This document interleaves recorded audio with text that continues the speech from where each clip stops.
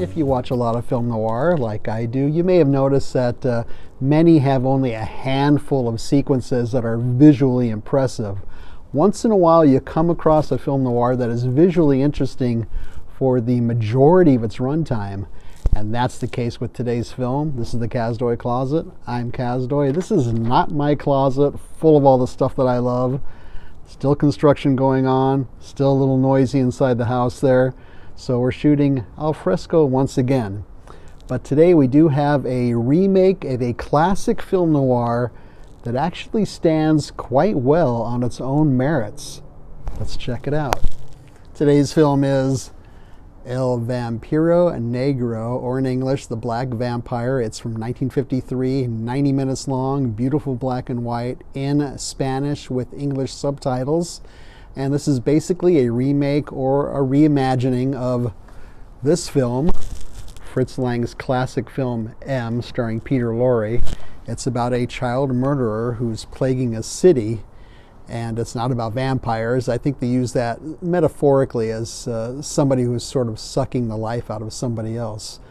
This stars Olga Zubare. She plays a cabaret singer, kind of a seedy nightclub, and she wants something better for her young daughter, and she's a witness to what the child murderer does near the beginning of the film. Nathan Pinzon plays the child murderer. You can't really compare him to Peter Lorre, who's just so incredible in the original M, but he does a great job. Both these actors do a really good job. Nathan Pinzon, I think, was a comedian in Argentina, and he has kind of a hangdog, sad sack face to him. The director was Roman Vignoli Barreto. He produced it, he directed it, he co-wrote it. He also did another film that I will talk about a little bit later called The Beast Must Die. And I do want to mention Anibal Gonzalez Paz. He was the cinematographer, because the cinematography is just outstanding in this film. It's overflowing with the visual style, mainly the expressionistic style. I'd say about 80% of the film, I was sitting there just thinking, wow, this looks amazing. In fact, I even watched it twice because the first time I was so blown away by the visuals that I missed some of the plot elements, so I watched it again so I could pick up all the plot elements here. The lighting is just striking, his choice of shot composition, his choice of camera angles and close-ups. He takes some ordinary scenes and really makes it look unusual. There's some sewer scenes in here where people are chasing other people through the sewers that I think are on a par with those in The Third Man. Those are actual sewers in Argentina where this was made, and some of the people living down the sewers, the actual people, appear in this film too. The film noir style is evident throughout, including some of those tropes like the city setting, a murder, people are trapped. Almost every character is trapped in some way in their lives in this film, and characters with a dark side. And then a flashback structure. It begins with the child murderer on trial for murder, and then we see the whole story of what happened, and then at the end we go back to the courtroom and then we hear the verdict of the jury. Similarities to M are quite evident. I mean, the basic plot is the same with the tortured child murderer. One of the commentators on one of the extras mentions that this is a film about how far does empathy go, because just like in the original M, this child murderer knows what he's doing is wrong, but he can't help himself. He's compelled to do it. He knows he's sick and he knows it's bad, but he just does it anyways, and he's pleading with other people because he can't stop himself. So it really challenges you to how much you can empathize with this person. It also includes some similarities of the original M include the song he whistles. He whistles in the Hall of the Mountain King, the classical piece, and the fact that the underclass living on the streets and in the sewers are the ones that capture him.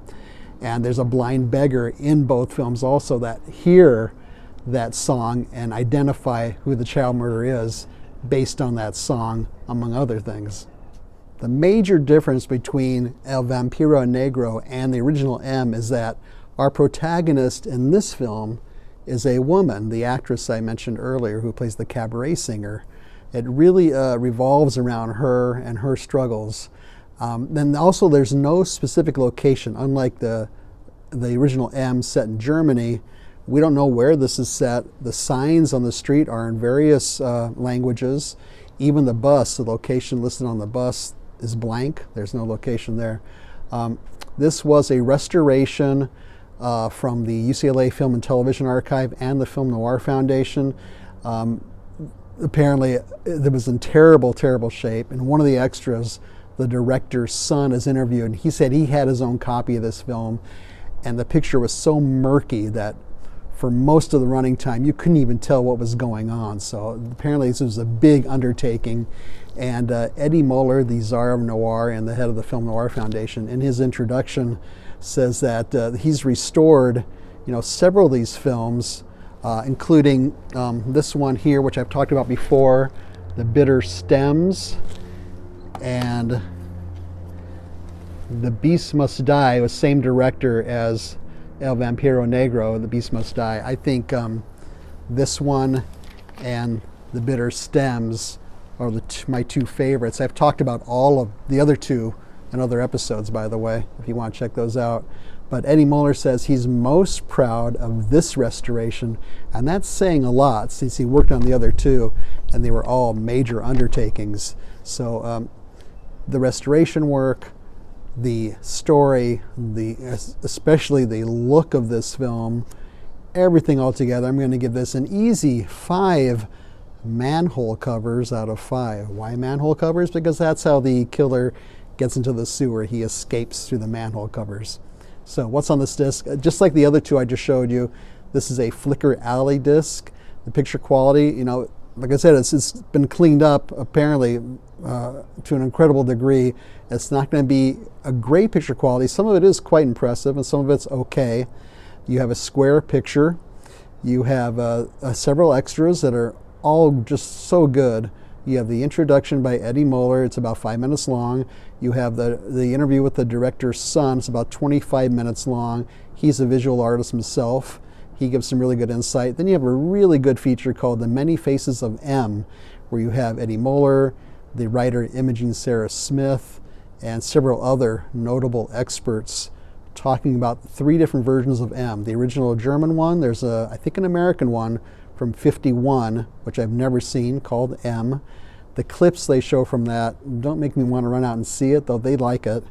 And then the one from Argentina, and they include all kinds of details about all 3 films, which is so interesting. And also, both Moeller and Smith say this version of M is their favorite, which is saying quite a bit.